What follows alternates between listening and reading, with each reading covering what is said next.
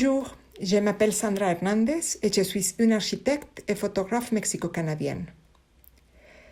Ma passion pour les thèmes urbains et son quotidien m'a conduit à sonder les villes à partir de ces deux disciplines.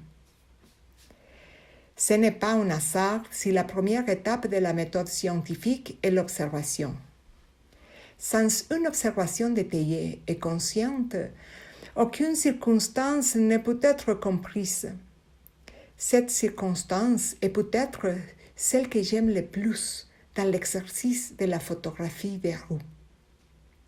En observant attentivement à ce qui se passe dans le quotidien, on se l'approprie. À ce moment-là, notre relation avec la ville et notre entourage devient plus étroite et plus profonde. En haïssant notre regard, on découvre des situations ou des éléments que normalement on ignore. Parfois, ce sera quelque chose qui a toujours été là et qu'on n'avait pas remarqué, ou parfois on témoignera d'un fait qui ne dure qu'un instant et qui ne se répétera jamais. La photographie urbaine, en tant que genre photographique, me semble être l'un des plus complexes.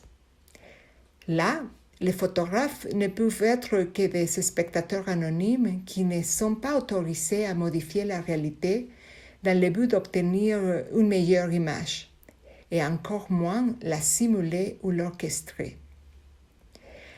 À la différence de la photographie de studio, par exemple, où on peut contrôler de nombreuses variables comme la lumière, les couleurs, les modèles, etc., les photographes urbains n'ont aucun contrôle sur ce qui se passe et doivent faire leur mieux avec ce qui est disponible. Cette image fait partie d'un projet intitulé Flâneuse. Ce projet a été réalisé l'année dernière lors d'une résidence photographique à Saint-Quentin en Yvelines, en France. À propos de ce projet, j'écris ce texte. Je suis venue flâner avec mon appareil photo sur la terre du flâneur de Baudelaire, sur la terre du promeneur solitaire de Rousseau. Le matin, à l'heure de pointe, je me fonds dans les va-et-vient de la foule qui semble suivre une chorégraphie répétée depuis longtemps. Parfois, j'observe à distance. Parfois, je m'intègre à cette danse et je marche côte à côte. Mais je ne vais nulle part.